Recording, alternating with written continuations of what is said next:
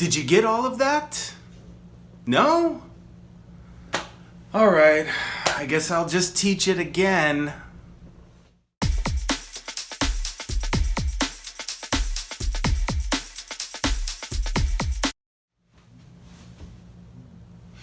Hello everyone, my name is Ehab and this is English with Ehab, where we talk about English, we practice it, and hopefully by the end of the lesson we learn something about it. Today, the topic is going to be this, that, these, and those. These are confusing, or you could say those are confusing, it's up to you. But I do want to go over some basic rules for using them. Because a lot of times, especially in my writing classes, I see that they are used differently. So we use them when we write. In a sense, they're really just pronouns. We use them when we write, but we also use them quite often in speaking. And we can use them incorrectly if you just don't understand when we use them and when we don't. Okay, so again, they can be used as pronouns. They can also be used kind of as like adjectives describing a noun. But anyways, let's go ahead and get to the board and I'll show you some examples and we'll see if we understand. Okay, on the board right behind me, I have examples for this and that, these and those. And I'm going to focus on these two right here, this and that. For starters, you can use either one if you are talking about a singular count noun. You can also use it for non-count, and this is where it gets a little bit confusing. If the noun that you are talking about is singular and it's one and it's countable, you can use this or that. But you can also use it for non-count. For example, this furniture looks great. This equipment is broken. You guys can use that and it would be okay grammatically. Now, the difference between both of them, generally speaking, when something is close to you or when you are mentioning something first, we usually say this, all right? So, for example, this marker is red. And again, this goes back to the introduction. I should say this. I cannot say these and I can't say those because we're only talking about one marker. Now, this marker is close to me. It is in my hand. But let's say that there is another marker over there. Okay? If there's another one over there, then you would say that marker. So this marker is red. That marker, or that one over there on the table, is blue. This information, if I am taking a look at something and I'm looking at it for the first time and it's right in front of me, then I would probably say this information because it's close to me.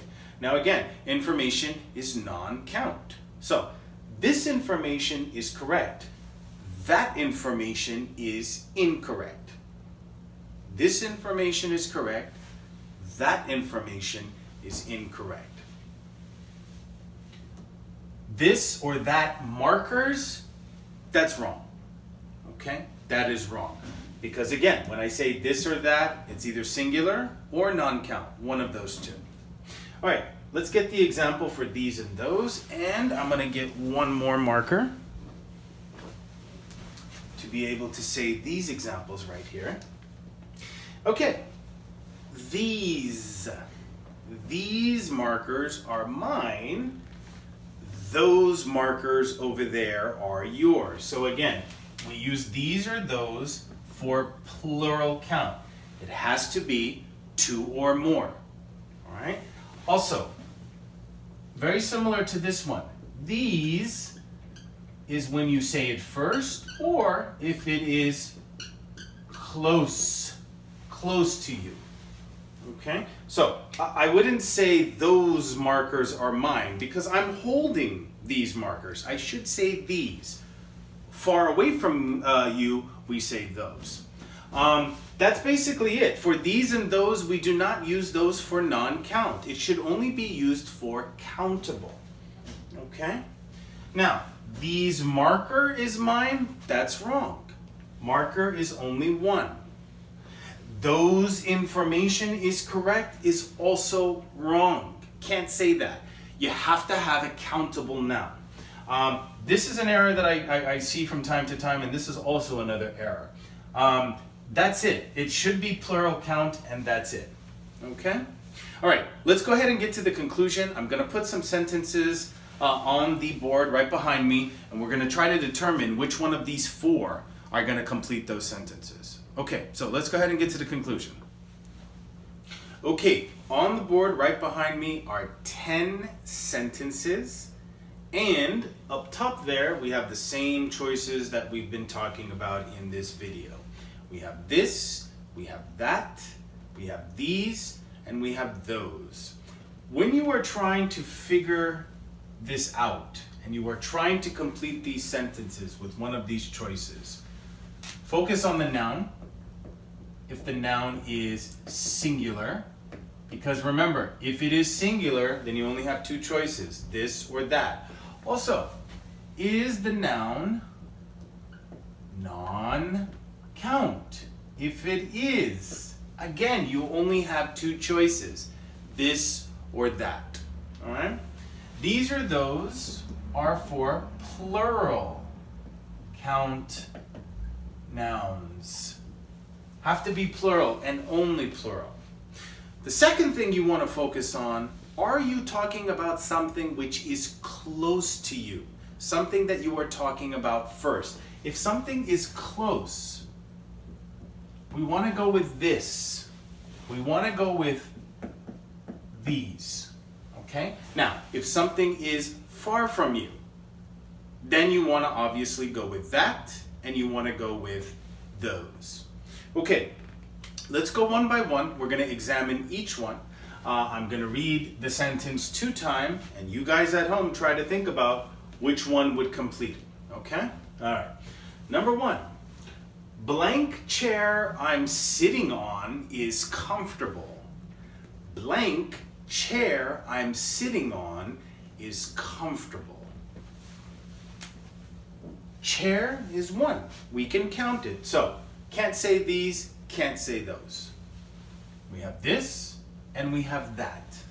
Which one?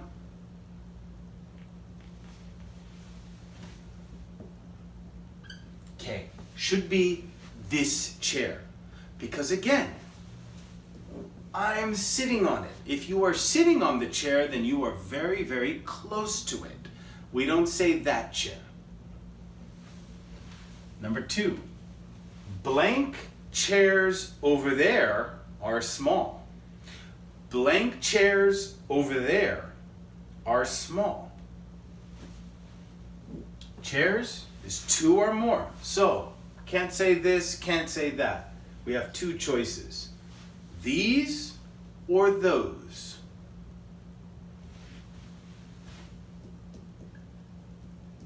Should be those, because it says over there. Over there means it is far from you.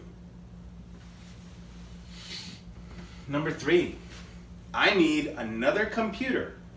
Blank one I am using is slow. I need another computer. Blank one I am using is slow.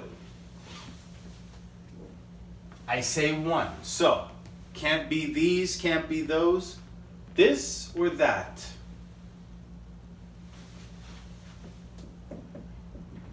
Should be this one. And the reason? I am using. If you are using, it means it's close to you. Blank coffee tastes great. Blank coffee tastes great. Generally speaking, in English, we cannot count coffee. So coffee is non-count.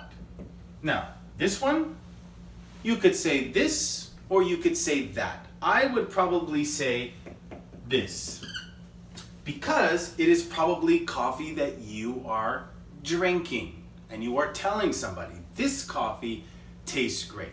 Now, if you're pointing to something, maybe you say that coffee tastes great. But Coffee is non-count. So I can't say these and can't say those. Blank coffee cups in the kitchen are big. Blank coffee cups in the kitchen are big. Now I don't say coffee, I say coffee cups. So it is plural. If it's plural, can't say this, can't say that. These and those. Which one? Blank coffee cups in the kitchen are big. Those. It should be those because it says in the kitchen, which seems like it would be far from you. Number 6. Blank soup on the table is cold. Blank soup on the table is cold. Soup. Non-count. We don't count it in English. Now it says on the table. On the table seems like it is far from you. So, that soup on the table. Blank soup is delicious. This one seems like somebody is eating it. If they are eating it, it's close by. So, this soup is delicious. Very close. Okay, both of them non-count. Okay, because they are non-count, we can't say these or those. But again, notice there is a difference. There's a difference. Blank bowls I bought are expensive. Blank bowls I bought are expensive. I would probably say these. Bowls, plural. Okay, it says I bought. So maybe you are showing them to somebody. But in this sentence, it seems like they are close to you. Blank car at the end of the street is fast. Blank car at the end of the street is fast. Car, singular. Should be that. Also, it's at the end of the car, at the end of the street, far from you. Car is singular, so can't say these, can't say those. It's those two. Number 10. Blank car next to me is fast. Blank car next to me is fast. Again, it is singular. Okay. And we're going to go with this because it is close by. It is not far. And again, you can use other words here, but a lot of times in English we tend to use this, that, these, and those when we are referring to nouns. I hope this lesson cleared it up a little bit and was helpful. If these were confusing for you, and I hope I didn't confuse you anymore if you were confused. If you did enjoy the video, if you can please like and subscribe. And also, if there is a video that you'd like to see in the near future, please leave a comment down below, and I promise to make that happen very, very soon. Anyways, as always, keep on speaking English. Bye-bye.